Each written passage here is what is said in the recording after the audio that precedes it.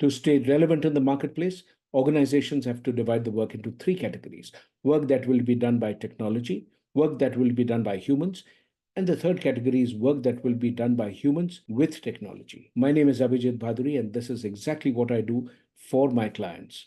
I help them figure out which of the pieces of work has the highest strategic value when you do it with technology, and what is the work that you could do with technology, but you don't want to do with technology. You're better off doing it with humans. So, talent and technology are the two factors that shape the world of work, and this is what the show is all about. So, let's get started. Hi everyone, my guest today is Shahana Banerjee, who's the CEO of Just Human. Shahana and I, we share a common employer, which is Wipro. Shahana, welcome to the show and thank you for being here. I love your show, Abhijit, and thank you for having me. Thrilled to be here. You've had a long and illustrious career as a human resources person, and walk me through what drew you to human resources, what got you there, and what have been some of those milestones. Well, I'd be lying if I said that it was, I had a plan because I didn't. I just knew that I really loved economics and psychology. And I honestly couldn't find a profession that married the two in a way that made any meaningful sense. And so it was really happenstance that I ended up at this because I was doing a project when I was in Xavier's. And this project needed me to look at the library in TIS, which is one of the most phenomenal libraries out there. And so I visited the campus and I was like, oh my God, what a great place. I'd love to study here. That's how I ended up applying for the postgraduate degree there. And once I completed that, I joined Wipro from campus. I was with Wipro for almost 14 years in 9 different jobs. And then left Wipro I moved to Singapore as well with Wipro, then moved to Novartis, which is a pharmaceutical company, also in Singapore. And then I moved with them to the US, to Fort Worth, Texas. And then I joined J&J, which was New Jersey based. And so I was with J&J for some time and then left to start Just Human. For the benefit of those of us who are not familiar with what TIS stands for, that is Tata Institute of Social Sciences, which is one of the top institutions that trains, great HR people. Shana, you did 9 stints in Wipro in 9 different kinds of roles. What skills did it build? A lot of the roles in Wipro were still global roles, even though you were based in India. I first got an opportunity to work with the technology organization where I was strategic business partner for a number of roles. And what's amazing, I think, about Wipro culture then was the degree of autonomy you had to create. Right.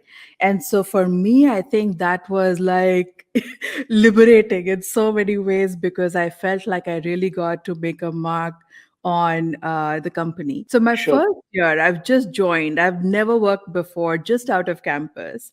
And it's like you walk in and it's a world of possibilities, right? Everything seems like you can change the world. And so I went to it, into it saying, oh, I could do this better. I could do that better. I could do that better. Now I'm embarrassed thinking about it. But what I did was I actually put together this 36-page document, dramatically named Hope, and sent it to our CHRO, which was Pratik at that time. And so basically saying that here are, all the issues. We could do succession planning better, we could do this better and that better, and here are some ideas. What's amazing, I think, is that where he could have chosen to see arrogance, he chose to see potential. So that resulted in him actually giving me an assignment for the first time to do like a complete rewards and recognition program for all of Wipro, covering all of the 15,000 people we had then, and it still exists today. That got me a job into a more specialized role in talent management. Then I went back into the business unit. And then I actually left, I joined the consumer organization. So the completely different world. And a lot of my roles were actually transformation roles. So, when you think of the framework of the different kinds of business scenarios that one can work in, right? You can have realignment, you can have mergers and acquisitions, you can have large scale business and culture transformations, and you can have accelerated growth kind of situations. In Wipro, I think I had all of those, which really set me up well, I think, for many other roles that I went on to take later. I left Wipro for a little while after my consumer role. In the consumer role, the organization was actually degrowing at a significant rate at that time for a period of 6 years. And the new leader came in with the vision of doubling the revenue and doubling the profits in 3 years. I really created the HR organization that was able to help, the leadership team deliver. And we managed to. And we also had 3 different acquisitions at that time. And then I moved to Singapore and joined back in like a few months. And so that again was a very different kind of experience, very global in nature, because it was all the international markets for an acquired entity that Wipro had just gotten, which was an equal in size to the parent company. And so that was a fascinating role as well.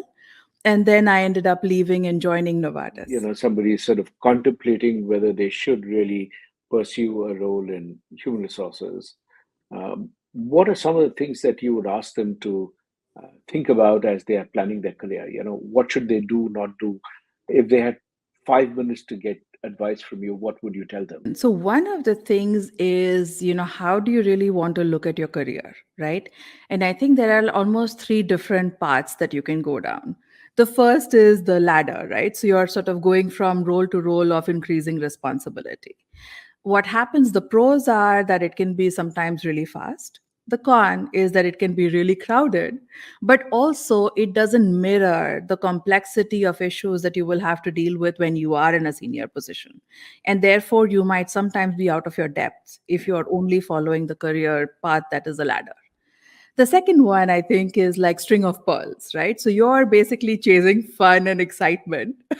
I think excitement is like, challenge and fun, right? And so you're sort of chasing roles that are really interesting, where you get to learn something. And often roles like, for example, an international assignment or a transformation experience or a mergers and acquisitions can really be an accelerator, because it almost packs in so much learning into a really small period of time that it's truly, truly valuable.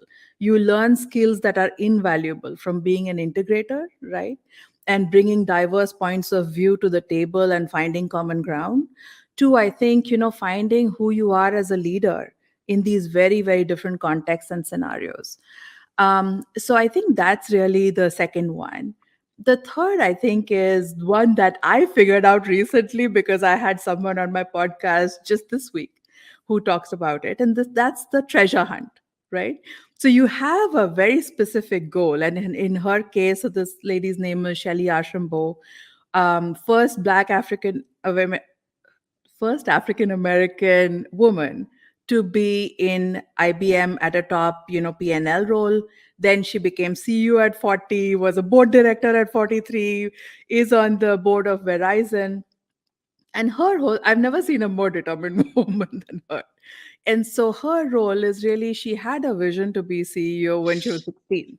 And the choices she made were so deliberate in terms of trying to get there. And it's remarkable because it got her the complexity that she needed to be in a top job, right? But she was able to carve her path that actually got her there, and it was not a ladder. So that, I think, is the probably the third way of looking at it. So if someone's really starting their career at this point, I think the thing that I would say is to figure out what you truly enjoy, right? And try different things before you figure out what you truly enjoy. The second, I think, Mm. is to be a multi specialist, right? I think, we often think of HR business partner roles as generalist roles, and they are really not. They are not generalist roles at all. They are multi specialist roles. You need great depth in multiple disciplines, is my perspective, right?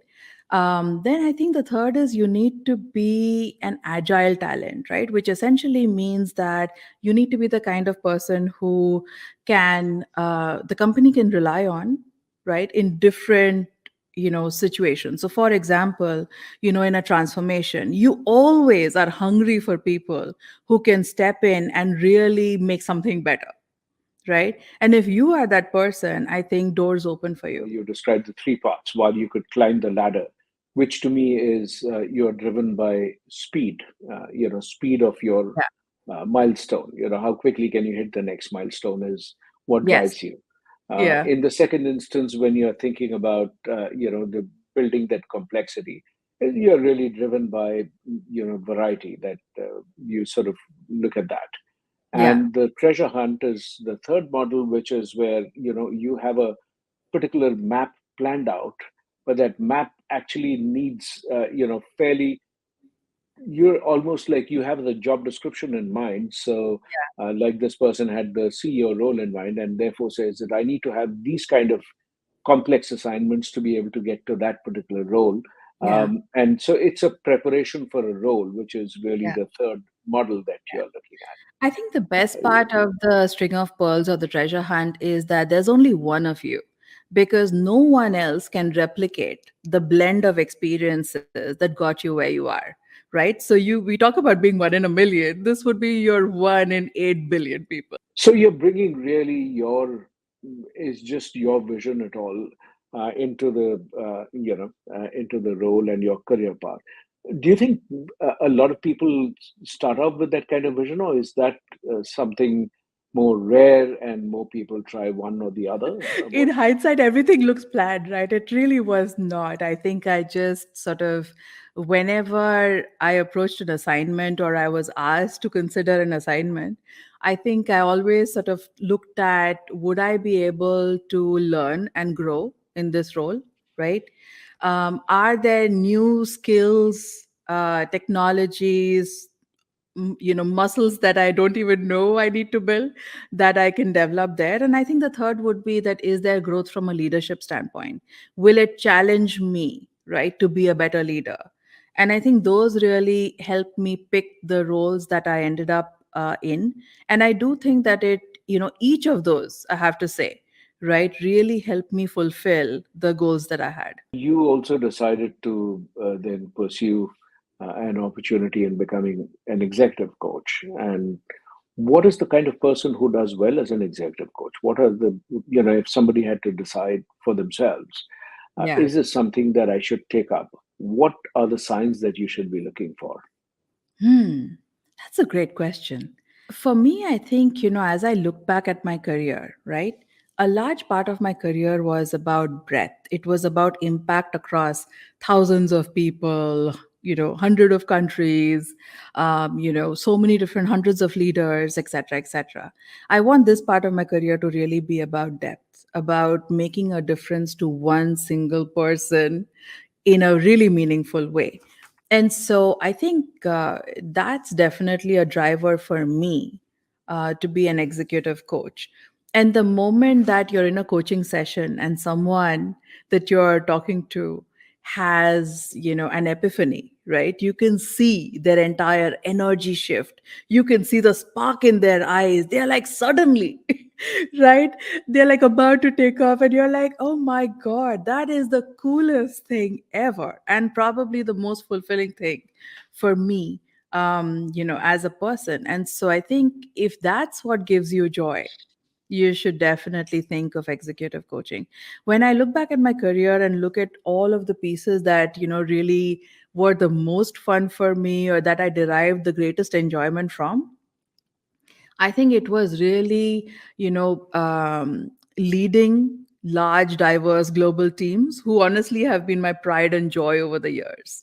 It was, seeing someone really grow in their career to a completely different level and have an impact that they never thought was possible. I think the coolest thing for me across my career is when somebody realizes or has a glimpse of the potential that you see in them. And for me, I think because that was so meaningful, I thought that executive coaching was really the place where I would thrive. And honestly, the more I do of it, the more I love it. When you think about the word potential, what are you thinking of? How do I know what is my potential? What are some of the ways somebody can discover that? Yeah. I think in HR we have like a lot of different definitions, but I'm going to go with a simpler one, right? Which is that can you do more than you're doing today? Can So you is take on potential the more? same as capacity? That's a good question. I think so. When I think of capacity, I think of it linear, right? When I think of potential, I think of it as exponential. I think that's the big difference in my mind between capacity and potential. So you may have, let's say, the capacity to do capacity is almost like productivity, right? So maybe write 5 lines of code today, maybe I can write 10, right? Okay. And I can find greater efficiencies in doing that. Maybe I use an AI partner, maybe I look at Stack Overflow, whatever it may be. It helps me do more, right, than I was doing. But it's still in the same plane, or it's still linear, right?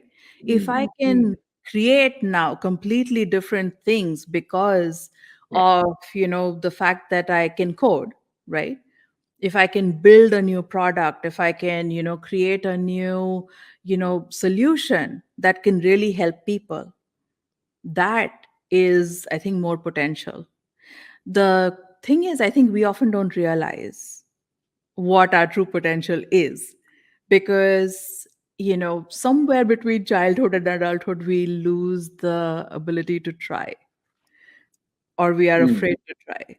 And so I think somewhere, having that childlike curiosity and just trying something, even in a safe way, right?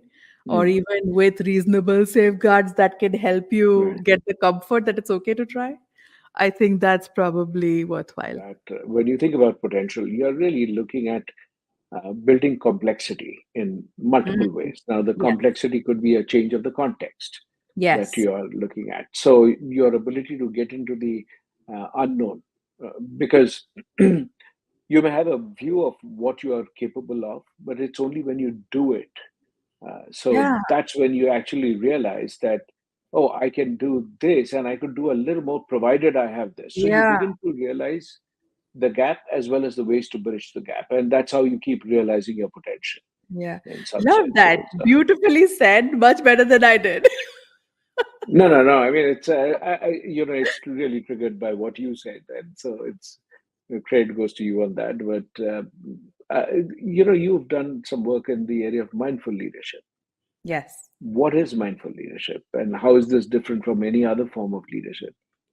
Somewhere in 2021, both of us were in these really high stress jobs, and the pandemic hit. We were in a place where we were thinking of how can we do more of the things that are aligned to our purpose, how can we do more of what we love, and honestly less of what we don't. So we ended up leaving and starting our organization, Just Human. And one of the first things that we did is that we started having listening labs. Now, you and I have done so many surveys and focus groups in our life, but nothing honestly could have prepared me for the kind of deep insights we got through these listening labs. Because what we did in these is that we asked people from different walks of life to just come into these groups of strangers, and we asked them to describe their best day at work, right?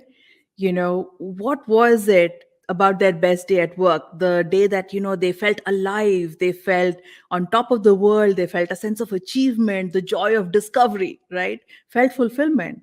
And what are the factors that made it so? And then we asked them to talk to us about a soul crushing day at work, and what were the factors that made it so. So what was interesting is that people started sharing stories of these times, and that gave us really deep insights into, I think, the complexity of human experience at work. And one of those insights was really about leaders, right? The kind that help us thrive and the kind that don't. Mm.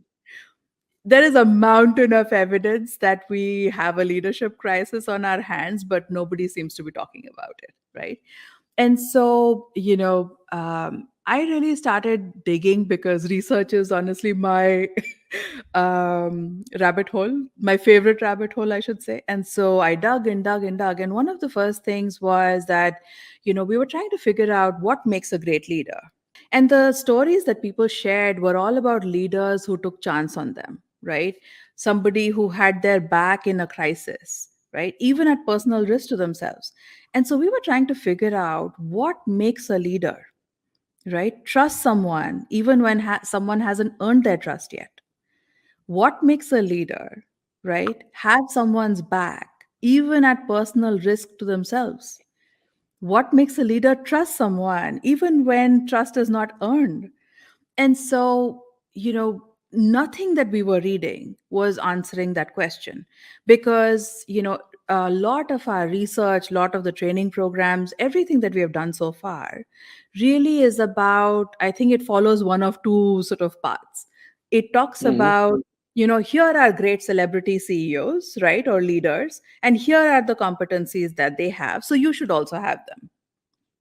Or it talks about we've done research and we think great leaders have these five qualities, right? You should also have them. And here are the best practices that will, make sure that you're able to actually execute these things. But there is no amount of telling somebody, take a chance on your people, that will make someone take a chance on them just because it's the best practice. And so the why, I think the focus of the research is so much on the what that it misses the why. Why do I take a chance on somebody, right? And so I think as we really went into this thing, we realized that the answer lies in the inner core of who we are as a leader, right? So who we are, connecting that to how we lead, and having the ability to translate our purpose into everyday actions that help our teams, our businesses, and our organizations thrive is really what mindful leadership is all about. And that's how we ended up on the whole idea that I think mindful leadership could really be the greatest unlock, for the future of work. When people look at taking a chance on someone, it very often uh, that reflects more about their own risk-taking ability rather than the potential of the other person. Because that's what I have seen, that most people do not necessarily have a view of how much more they could potentially do. And I think Yeah. all of us underestimate what we are capable of doing. And so I think the leaders who were able to see possibilities that I could take on, Yeah. which were even beyond what I could say for myself, you Yeah. know, giving a chance to you. And Yeah. that, I think, has been something that I've seen good organizations do as well. So when in my experience of working in different places, also uh, as an employee as well as an advisor, or, consultant to them, I've seen that the really powerful organizations are, when you see that they have sustained over the years, there's only one thing, which is how much do they really invest in their talent? Yeah. So there are, so the moment you take one criteria, it becomes a very, clear cut division between two kinds: the people who invest in people by taking Yeah. chances, creating opportunities, and those who Yeah, don't. I think it starts, you talked about risk taking. I think it starts even before that, right? And so I'll give you an example. When I had just started, right, in Wipro actually, one of the first assignments that I got, and this is like barely 2 years out of campus, was to build this, employee perception survey or employee engagement survey for the entire organization, covering all of the, I don't know, whatever number of people we had then. And so, first, I think I had done nothing to deserve, right, that massive responsibility at that point of time. But the boss that I had, right, trusted me implicitly even when I hadn't earned his trust yet. So not only was I able to completely run with it without Hmm. having regular check-ins, nothing. He was like, okay, Hmm. just come back to me if you need anything. That's it. Otherwise, run on your own. And I did. And so we launched the thing and we actually had a presentation with, the CEO of the company. And, I'm like, real rookie at that point of time, right? But he took me into the presentation with the CEO that early in my career, right? And where I was able to even answer questions, look at the data, justify certain conclusions that we had drawn, and all of that. Now, he didn't need to, right? And that is Mm. what I think differentiates. This is not necessarily just about his risk taking ability. It comes from deeper, right? And so I had him on the podcast some time ago and I asked him, why is it important to you to take a chance on your people? Because it's not just me. He did it with a whole bunch of people who are still Right. to this day his biggest fans, right? And his whole thing was that, I grew up in India and sometimes our culture can be very critical. And I know how that critical culture destroys your self esteem and your self confidence and your risk taking and your ability to try something new. And I want to be the kind of leader who really supports you, right? Or supports the person, irrespective of what the ramifications are for me. Mm. So it comes from a place that is so deep that even if there are consequences for him, he is still going to do it, right?